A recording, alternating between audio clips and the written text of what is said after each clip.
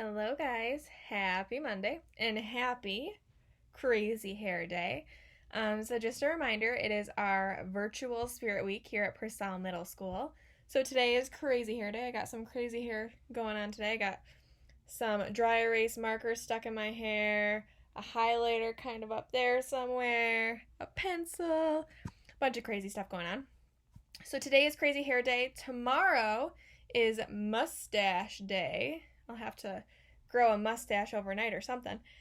And Wednesday, what is Wednesday? Let me think for a minute. Wednesday is Dress to Impress Day.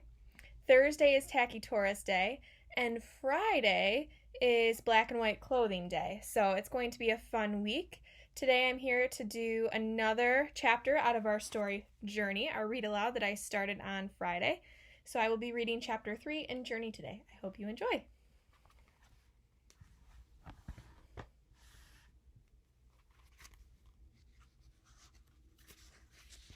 Chapter 3.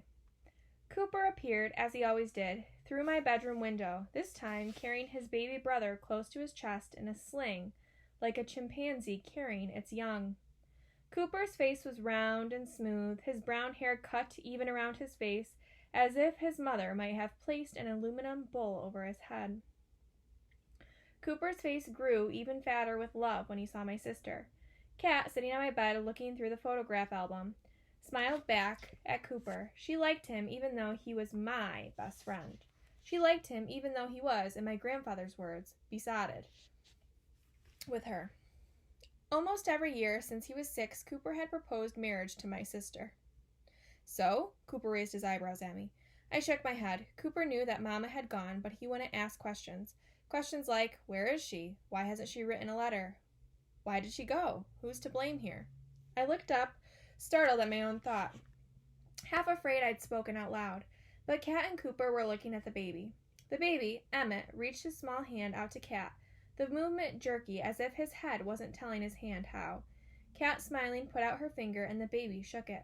A sudden, contented look settling like silk over his face.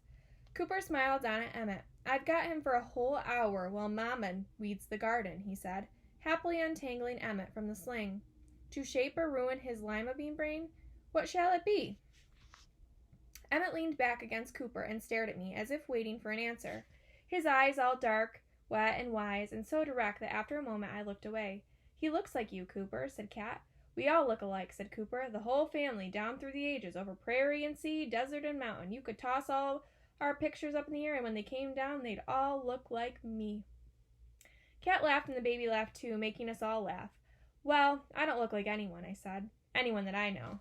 Kat scrambled over the bed to pick up the album, turning the pages. Cooper pointed suddenly. Is that you, Kat? In the garden? Kat was quiet. No, she said slowly. That's Mama. Mama, a long time ago. Oh.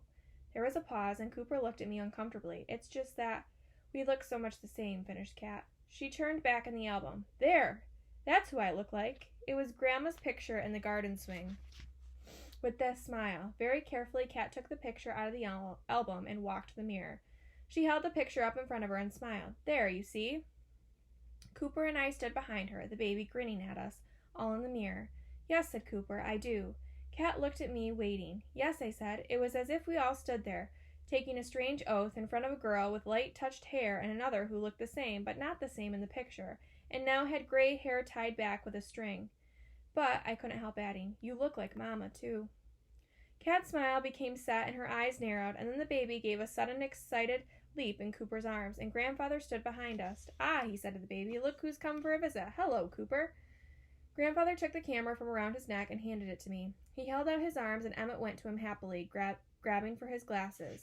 Laughing, Grandfather took off his glasses and held them out for Cooper to take, and in that moment I held the camera up to my eyes to hide my surprise. Without his glasses, my grandfather's face changed. Sharp places became softer. Through the camera, I could see the wrinkles at the corners of his eyes that made his eyes less hard. His face smoothed out. He looked younger. He looked. Without thinking, I pressed the button and the shutter clicked. Grandfather looked up. I'm sorry, said I didn't mean to do that. No, Journey, he smiled at me and sat down on the bed with the baby. You can take all the pictures you want. Grandfather sat Emma on his knees and took his hands. Trot, trot to Boston. Trot, trot to Lynn. Emmett bounced and grinned. I held the camera up to my face, my eyes closed. Trot, trot to Boston. Trot, trot to Lynn. Watch out, little boy, or you'll fall in.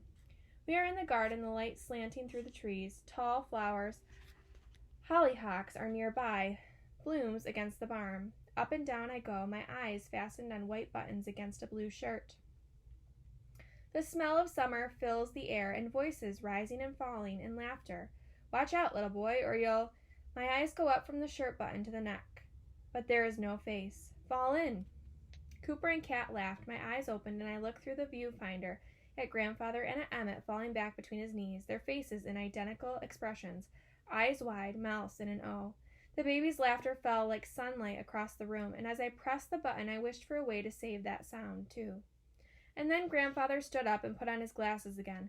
Slowly I lowered the camera. The baby crawled on the floor. Kat was turning the pages of the photo album. Cooper yawned. Everything had changed. Grandfather ran his fingers through his hair, looking over my head into the mirror behind me. I turned and our eyes met. I frowned and he frowned, imitating me, but I wouldn't smile. I took the camera from around my neck and handed it to him. Things don't look the same through the camera, I said. Not the way they are in real life. Putting the camera strap around his neck, he paused, then straightened. Sometimes he tilted his head to one side and spoke to himself in the mirror. And sometimes pictures show us what is really there. How? How can that be? I asked. Grandfather lifted his shoulders in a familiar way, then said something unlike him. I don't know, Journey. Maybe that is why people take pictures, to see what is there. Kat shut the photograph album with a snap, like an exclamation point at the end of a sentence. Emmett on the floor began to fuss, and I bent down to pick him up. He looked at me closely, then with a sigh he put his arms around my neck and lay his head down. My heart seemed to beat faster with the feel of it. What do you mean, to see what is there? I asked after a moment, but when I turned around, Grandfather had gone. What does he mean? I asked Kat. She didn't answer. Instead, she handed me a photograph. It was old, very old and grainy, as if taken through water or sand or wind. In the picture there was a boy holding the reins of a horse. Plowed fields spread out behind him, furrows as straight as train tracks. The horse nuzzled the boy's pocket as if there might be sugar cubes there, or an apple, but the boy stared into the camera with a face so familiar that I caught my breath.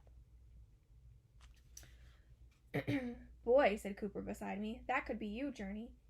Said Emmett, echoing Cooper. Is that a picture of Papa? I asked Kat. Cooper snorted. Even I know who that is.